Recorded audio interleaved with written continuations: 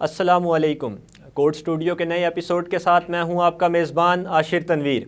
नाजरीन, बुनियादी इंसानी हुकूक क्या हैं? क्या आलमी तंजीमें बुनियादी इंसानी हुकूक के तहफ़्फ़ुज़ के लिए काम कर रही हैं? और स्पेसिफ़िकली पाकिस्तान में इन सब चीज़ों पर कितना काम हो रहा है? हमारा अदालती निज़ाम कितना कैपेबल है? इस सब पर बात करने के लिए आज कोड स्टूडियो में हमारे साथ खुसूसी तौर पर मौजूद हैं जनाब मियाँ वक़ार अहमद एडवोकेट साहब, और इसके साथ साथ ही हमें मैडम ज़ोफ़िशा सिद्दीक़ साहिबा ने भी ज्वाइन किया है। दोनों ही गेस्ट हमारे आज इंटरनेशनल रिलेशंस और इंटरनेशनल ह्यूमन राइट्स पे बहुत अच्छी ग्रिप रखते हैं। तो आइए गुफ्तगू का आगाज़ करते हैं।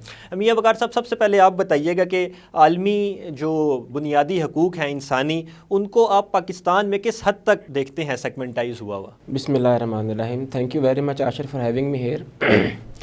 बुनियादी तौर पर जो आपका सवाल है, international human rights law versus the rights which has been granted by the constitution of Pakistan.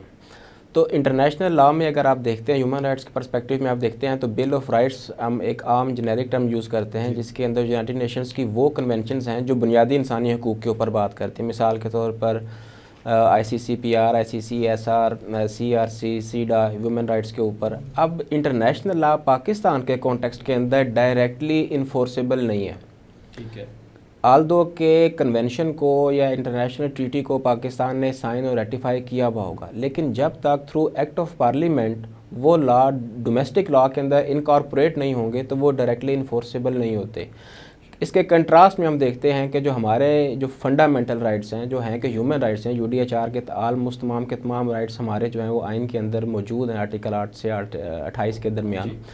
ये तमाम वो राइट्स हैं जो कोर्ट ऑफ लॉ के अंदर इन्फोर्सेबल हैं, यानी इनकी वायलेशन अगर होती है तो ये बात बाबर रखें कि इनकी इन्फोर्समेंट का जो हक तलफी हुई है उसको ठीक करने का कोई ना कोई मैकेनिज़्म पाकिस्तानी डोमेस्टिक सिस्टम में मौजूद होगा। अब पाकिस्तानी लॉ के अंदर कोर्ट्स की हायरार्की है। अगर आप फंडामेंटल राइट्स की बात करें तो टॉप ऑफ द लाइन जो सुप्रीम कोर्ट है हमारी, ठीक है, आर्टिकल 184(3) के अंदर वो ऐसा कोई भी इशू उठा सकती है जो मैटर ऑफ पब्लिक इंपॉर्टेंस हो या ह्यूमन राइट्स से मुतल्लिक हो। इसी तरह जितनी प्रोविंशियल हाई कोर्ट्स हैं वो 199 के तहत इन्फोर्समेंट ऑफ फंडामेंटल राइट्स के ऊपर जुरिसडिक्शन के अंदर फैसला साजी कर सकती हैं। इसके बाद नीचे डिस्ट्रिक्ट कोर्ट्स हैं। अब देखें जो कॉन्स्टिट्यूशन का आर्टिकल है 10A, right to fair trial. अब ये ऐसा राइट है कि आलमोस्ट हर कोर्ट एक्सरसाइज कर रही है इसको, हर कोर्ट ने इसको इन्फोर्स करना है, इसको यकीनी बनाना है कि किसी भी लिटिगेंट को, वो चाहे इस तरफ का हो या ओपोनेंट साइड का हो, उसके जो राइट्स पर्टेनिंग टू ट्रायल हैं वो किसी भी सूरत में वो ख़राब ना होने पाए। आल्दो इसको हम लाइम लाइट में नहीं रखते, लेकिन बाय एक्सरसाइज हम इसको लेके चल रहे हैं। बाय एक्सरसाइज इसको लेना ज़रूरी ना कि आपको एक फेयर ट्रायल मिलना आपका हक है ना, कि आपकी हक तलफी हुई है और अगर आपको कोर्ट तक की रसाई ना हो, एक्सेस टू जस्टिस ना हो, या अपनी बात करने का मौका ना मिले, या आपको फेयर इंक्वायरी, फेयर इन्वेस्टिगेशन ना मिले, तो आपका एक राइट तो पहले चला गया। अब आपको प्रेजेंट करने का भी राइट ना मिला तो ये तो फिर डबल एक किस्म की आपकी वायलेशन होगी ना। तो पाकिस्तानी कोर्ट्स जो हैं वो इन्फोर्स करती हैं किसी न किसी सूरत में हमारे वो फंडामेंटल राइट्स जो कॉन्स्टिट्यूशन में दिए गए। अब अगर हम हायरार्की में देखें तो सिविल राइट्स हमारे पास, ठीक है, दूसरी तरफ हम देखते हैं तो क्रिमिनल प्रोसीजर हमारे पास मौजूद है। अब इसके हर बंदे के मुख्तलिफ डोमेन के अंदर हर बंदे के राइट्स हैं। अगर हम क्रिमिनल लॉ की पहले बात कर लें तो क्रिमिनल लॉ के अंदर अक्यूज़ के राइट्स हैं। अक्यूज़ को बुनियादी तौर पर कहा जाता है is a favourite child of law. वो क्यों कहा जाता है कि 99 जो हैं वो मुजरिम लोग बेशक बरी हो जाएं, लेकिन कोई एक इनोसेंट जो है वो रगड़े में नहीं आना चाहिए, टू बी वेरी ऑनेस्ट, ठीक है। तो कोर्ट्स को हम समझेंगे तो तभी हम बुनियादी इंसानी हकूक़ की बात भी कर सकते हैं। आपका ये प्रोग्राम मेरे ख्याल में इस ज़मन में बहुत ज़रूरी है कि आगाही होना ज़रूरी है। असल में होता ये है कि एक आम इंसान जो है वो आज के ज़माने में वो कोर्ट की जुरिसडिक्शन को इन्वोक करने से डरता है। वो समझता है कि एक तो उसकी हक तलफी ऑलरेडी होगी, कहीं ऐसा ना हो वो ऐसे लीगल प्रोसीजरल और लेंथी प्रोसेस के अंदर फंस जाए जहाँ वो उसको अपना राइट तो मिले ना मिले, लेकिन उसका बहुत सारा टाइम, पैसा और इस तरह का नुकसान मज़ीद ना हो जाए। तो इस सूरत हाल को देखने के लिए अब मैं अपने तमाम लोगों को ये बात बतानी पड़ेगी कि अब वो पुराने जैसे, आल्दो के हमारे जुडिशरी में थोड़े से मसाइल हैं, कुछ डिलेज़ हैं, लेकिन लोगों का अभी भी जुडिशरी के ऊपर ट्रस्ट है और जुडिशरी डिलीवर कर रही है। تھوڑا بہت اوپر نیچے ہو سکتا ہے کام، لیکن جوڈیشری ہماری جو ہے ڈیلیور کر لی ہے. اب ہائی کورٹس جو ہیں وہ بہت ایکٹیو ہیں. وہ اب دیکھیں، میں نے جو قریب سے دیکھا، میں نے سندھ کا سسٹم ذرا دیکھا، اس کے اندر انہوں نے کیس مینجمنٹ سسٹم لے آیا ہے. تو آپ بلیو کریں کہ میں ابھی پچھلے دنوں اپنے ایک دوست کے ساتھ بیٹھا ہوا تھا جو وہاں پہ جوڈیشل آفیسر ہے ماشاءاللہ. تو انہوں نے مجھے بتایا کہ جو ہی ہمارا فیصلہ 1-2 دن لیٹ ہوتا ہے تو اوپر سے ہمیں IMT سے فون آ جاتا ہے کہ سر آپ کا ایک فیصلہ جو ہے وہ آپ نے اناؤنس کرنا ہے اور اس پر پینڈنسی میں آ رہا ہے. تو کہتا ہے ہمیں فوراً ایڈجوڈیکیشن کا جو مراحل ہیں وہ پورے کرنے پڑتے ہیں. تو یہ کیس مینجمنٹ سسٹم ایسا چیزیں بہتری آ رہی ہیں. پنجاب میں ہم دیکھتے ہیں کہ چیزیں بہتر ہو رہی ہیں. ماڈل کورٹس ہیں, CPC میں کچھ ترمیمز آئی ہیں یہ کہ جس کے ذریعے جو ہے وہ سسٹم ایکسپیڈائٹ ہو رہا ہے. کاسٹ افیکٹو سسٹم لایا جا رہا ہے. رائٹ ٹو کاسٹ کا جو ہے کاسٹ افیکٹو لٹیگیشن والا جو ایکٹ ہے 2017 کا, اس میں آپ دیکھیں تو اگر آپ ایک بندہ بلا وجہ اگر ڈیلے کرتا ہے یا تاریخ پر تاریخ لیتا ہے تو کورٹس اب اس کے اوپر کاسٹ لگاتی ہیں. اب ضرورت اس امر کی ہے کہ اس کو کتنا افیکٹو بنایا جائے. ہم دیکھیں اگر کنٹراسٹ کرتے ہیں باہر کے ممالک سے تو وہاں لٹیگیشن کم ہونے کی ایک وجہ یہ ہے کہ وننگ پارٹی کو جو ہے وہ اتنا اچھا اواڈ مل جاتا ہے کہ دوسری پارٹی اس ڈر سے فریولیس لٹیگیشنز وغیرہ جو ہے نہیں کرتے. ہمارے پاکستان کے تناظر میں فریولیس لٹیگیشن جو ہے وہ بہت زیادہ ہے. کوئی مسئلہ ہوتا ہے تو ہم ایک بندے کی جگہ 10 بندے نومینیٹ کرا کے FIR دیتے ہیں. ایک سمپل سول سوٹ بھی چل رہا ہے تو ہم طرح کی اپلیکیشن مسلینس اپلیکیشنز ڈال دیتے ہیں جس سے چیزیں مزید لیٹ ہوتی ہیں. تو اگر ان چیزوں کو تھوڑا سا اگر ہم سمجھیں اور ان چیزوں کے اوپر تھوڑا سا سینسٹائزیشن بڑھے. دیکھیں بات یہ ہے کہ ہر چیز عدالت پہ بھی آپ نہیں ڈال سکتے. عدالت بھی قوانین کی پابند ہے. اگر اس کے پاس ایک اپلیکیشن آئی ہے تو اس نے اس کو ڈیسائیڈ کرنا ہے. اب اگر لا کہتا ہے کہ اس کے اوپر بھی کوئی ریویژن فائل ہو سکتی ہے تو وہ بھی ہونی ہے. تو کچھ ہمیں اپنے لوگوں کو بھی ایجوکیٹ کرنا ہے کہ اب وہ اس پرانے پس ذہن کی جو پستی ہے اس سے وہ باہر نکلے, ذاتی اناج سے باہر نکلے. اور ہمارا یہ پلیٹ فارم بھی سر اسی لیے ہے کہ ہم لوگوں کو زیادہ سے زیادہ آگاہی دیں کہ وہ فریولیس لٹیگیشن سے باہر آئیں اور لوگوں کے لیے آسانیاں پیدا کریں, مشکل پیدا نہ کریں. مس آپ بتائیے گا کہ یہ جو بنیادی انسانی حقوق ہیں انٹرنیشنل لیول کی ہم بات کریں گے تو وہ اسپیسیفکلی کون کون سے ہیں؟ پہلے ہمیں ذرا یہ بتا دیں کہ عالمی بنیادی انسانی حقوق کون کون سے ہیں. جی بسم اللہ الرحمن الرحیم. سب سے پہلے میں آپ کو یہ بتانا چاہوں گی کہ بنیادی انسانی حقوق کی انفورسمنٹ کے لیے ایک باڈی بنائی گئی تھی آفٹر ورلڈ وار 1 and 2. اس کو کہتے ہیں یونائٹڈ نیشن. یونائٹڈ نیشن کا یہ بیسک پرپس تھا کہ وہ اس لیے بنائی گئی تھی کہ اسٹیٹس کو ریگولیٹ کرنے کے لیے ایک آرگن ہونا چاہیے. وہ آرگن جو تھا انٹرنیشنل جتنی بھی اسٹیٹس ہیں اس کے اندر ان پہ کمپرومائزز ہے, اور اس کے اندر یہ بھی ہے کہ وہ مختلف اس کی کونسلز بنائی گئی ہیں, اس کے پارٹس بنائے گئی ہیں جو انٹرنیشنل ایشوز کو ہر سال نیو یارک میں یا جنیوا میں کہیں پہ بھی ایڈریس کیا جاتا ہے, اور سپٹمبر میں یوزلی یہ ہوتا ہے. یہ تو بات ہوگی نا اس تنظیم کی. جی, میں بیسیکلی اور اس کے بعد universal declaration of human rights ہے جو 1948 میں فارمیٹ ہوا تھا, جس میں تمام جتنے بھی فنڈامنٹل رائٹس ہیں آلموسٹ 50 تک یہ رائٹس کو کور کرتا ہے. جتنے بھی رائٹس ہیں جس میں رائٹ ٹو لائف ہے, right to dignity of human being ہے, رائٹ ٹو ریلیجن ہے, رائٹ ٹو پروفیس ایجوکیشن ہے, رائٹ ٹو میری ہے, رائٹ ٹو ایون کہ سرٹن نمبر آف رائٹس ہیں جو بھی ہیومن کے ریلیٹڈ ہیں, وہ سارے رائٹس اس کے اندر پرووائڈیڈ ہیں. اور انسان فریلی جو بھی دنیا بھر کے جتنے بھی انسان ہیں UDHR ان کے سول اینڈ پولیٹیکل رائٹس کو پروٹیکٹ کرتا ہے. After formation of UDHR international convention of civil and political rights بنا, ICCPR جس کو کہتے ہیں ہم 1966 میں, اور ICSCR ہے جو اکنامک ویل بینگ کے لیے ایک ادارہ بنا. مطلب یہ تو جو ہو گئے مین آرگن ہیں. اس کے بعد کنونشن آف چائلڈ ریگولیشن, مطلب چائلڈ رائٹس پہ ایک کنونشن ہوا ہے, ٹھیک ہے, اور جو چائلڈ کے رائٹ کو پروٹیکٹ کرتا ہے. سیڈا بنا ہے جو ویمن کے رائٹ کو پروٹیکٹ کرتا ہے. انٹرنیشنل مائیگرنٹ ورکر کو پروٹیکٹ کرنے کے لیے ایک کنونشن بنا ہے. مینز یہ سارے جو رائٹس ہیں یہ پرووائڈ کیے گئے ہیں, اور پھر جو اسٹیٹس اپنی کانسٹیٹیوشن یا اپنی پارلیمنٹ کے تھرو یا اپنے جو بھی ہر ایک اسٹیٹ کا اپنا ایک سیٹ اپ ہوتا ہے ان کو انکارپوریٹ کرتی ہیں. کچھ اسٹیٹس کی اس کے اوپر مطلب نیگیٹو بھی اپروچ ہوتی ہے, ساری وہ ریکٹیفائی نہیں کرتی. لائک ریلیجیس اسٹیٹس, وہ ریلیجیس مسلم فنڈامنٹل اسٹیٹس وہ جو ہوتی ہیں جو ان کے اسلام کے اگینسٹ جو چیزیں ہوتی ہیں وہ ان کو ریکٹیفائی نہیں کرتے. ادروائز باقی جتنے بھی رائٹس ہیں وہ پرووائڈ کر دیتے ہیں. ایون آلدو یہ جو UDHR ہے یہ خود اسلامک فنڈامنٹل رائٹس پہ بیسڈ کرتا ہے. ٹھیک ہے میم، یہ آپ نے بہت اچھے طریقے سے ایلیبوریٹ کر دیا ہماری آڈینس کے لیے بھی اور میرے لیے بھی. مجھے کائنڈلی وہ فورمز آپ بتا سکتی ہیں کہ اگر میرا کوئی ہیومن رائٹ جو بنیادی میرا انسانی حق ہے وہ انفرنج ہو جاتا ہے یا وائلیٹ ہو جاتا ہے تو میں کون سے انٹرنیشنل فورمز پہ جا کے دروازہ کھٹکھٹا سکتا ہوں اپنے حق کے لیے؟ انٹرنیشنل فورم پہ انڈیویجول کے الگ انٹرنیشنل لا ہے جو ٹریٹ کرتا ہے, اور اسٹیٹس الگ, state as a individual treat ہوتی ہے انٹرنیشنل لا میں. جس اسٹیٹ کا بھی ایشو ہوگا وہ ایز اے ہوسٹ اسٹیٹ ہوگی, وہ اپنا ایشو لے کے جائے گی انٹرنیشنل کورٹ آف جسٹس میں, ٹھیک ہے, اور وہاں پہ پھر وہ دونوں پارٹیز کو ہیئر کرتے ہیں. لیکن جو انٹرنیشنل کورٹ آف جسٹس ہے اس کا ایک مسئلہ ہے کہ اس کی بائنڈنگ نیچر نہیں ہے ایز کمپیئر ٹو, کیونکہ اسٹیٹس کی اپنی بہت ساری ایشوز ہوتے ہیں جس وجہ سے ہر اسٹیٹ کے اوپر وہ بائنڈنگ نہیں کر سکتے. لیکن انٹرنیشنل کورٹ آف جسٹس ہے اور بھی بہت سارے لیکن دوسری جو تنظیمیں ہیں وہ ان کو فورس تو کرتی ہوں گی کہ آپ ان کو ڈیسیجن ہوا ہے تو اس کو فالو بھی کریں. جی جی, لیکن جو سگنیٹری اسٹیٹس ہوتی ہیں جو UN کے انڈر آتی ہیں, موسٹلی وہ انٹرنیشنل سارے کنونشنز ہوتے ہیں, موسٹلی ان کو کچھ نہ کچھ حد تک وہ مان رہی ہوتی ہیں.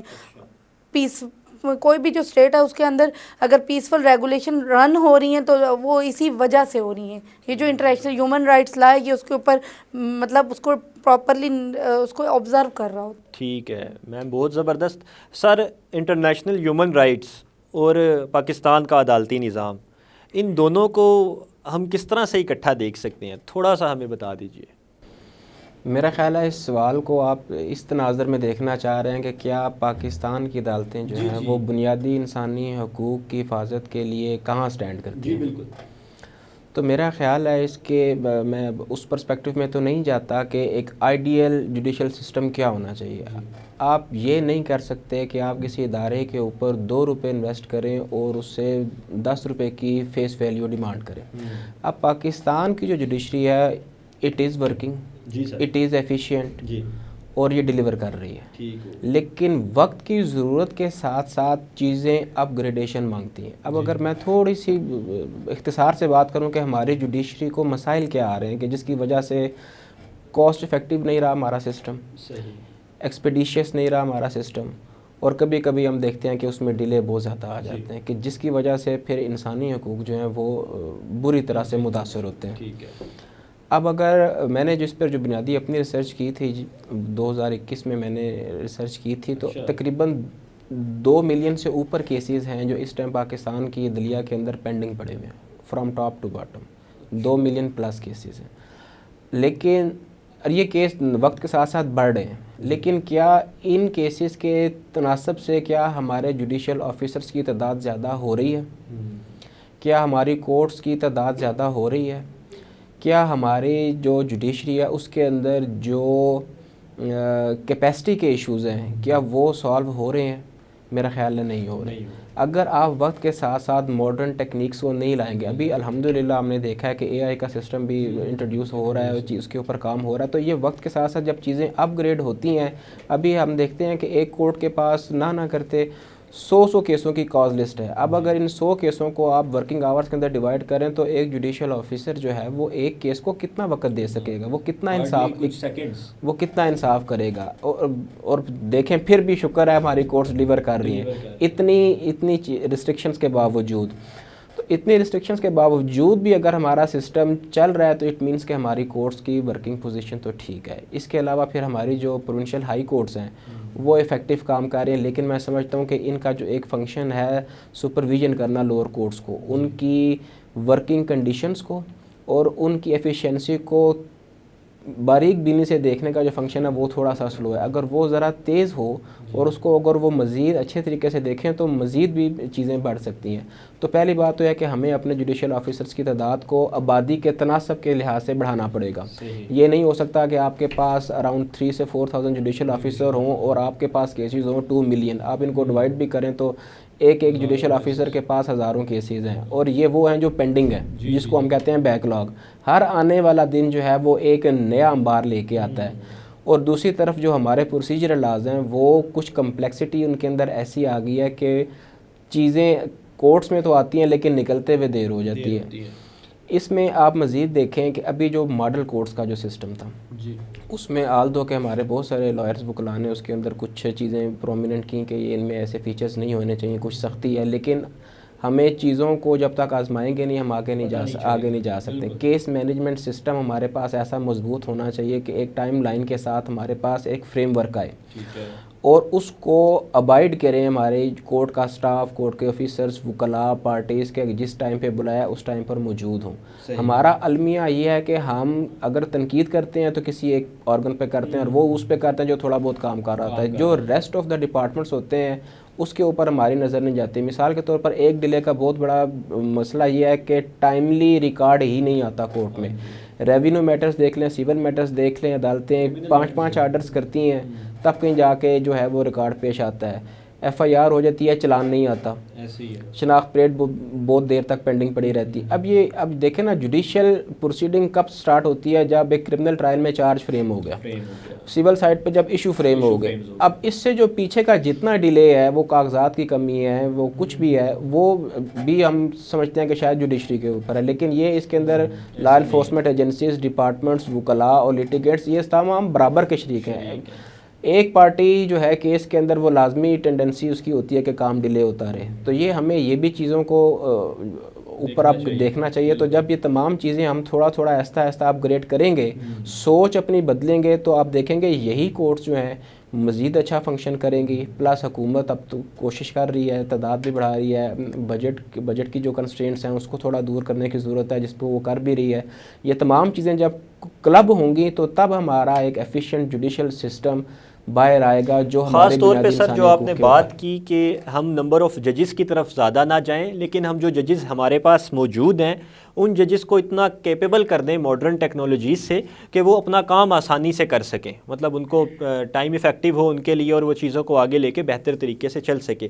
میم آپ بتائیے گا، یہ تو بات ہو گئی نا انسٹیٹیوشنز کی، اب ہمارے اپنے اوپر بھی تو کچھ ذمہ داریاں آتی ہیں. تو ایز اے پرسن جس کی نیشنلٹی جس ملک کی میرے پاس ہے، وہ انسان خود اپنے بنیادی حقوق کی حفاظت کیسے کر سکتا ہے؟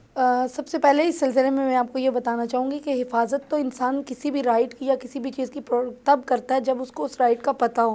ہمارے ہاں بنیادی ایشو اس چیز کا ہے کہ لوگوں کو اپنے بنیادی حقوق کی اویئرنیس ہی نہیں ہے.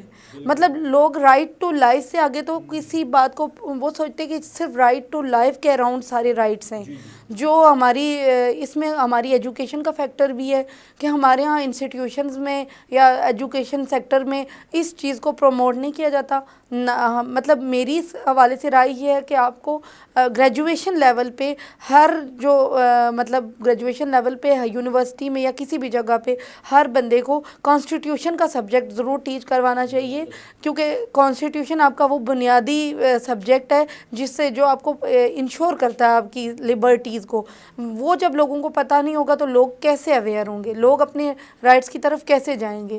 اگر مطلب 99% جو لوگ ہیں ان کو تو پتہ ہی نہیں ہے. 1% کو اگر پتہ ہے، 1% بھی وہ کمیونٹی ہے جو لائرز ہو گئے، ججز ہو گئے یا ایلیٹ طبقے کے لوگ ہیں، ایکسرسائز کر رہے ہیں ان چیزوں کو، مطلب جن کی فیملیز میں یہ چیزیں ہو رہی ہیں، جن کو یہ رائٹس اور پریویلیجز بائی برتھ اویلیبل ہیں. جو عام پیپل ہے، جو کامن لوگ ہیں، ان کو اویئرنیس نہیں ہے.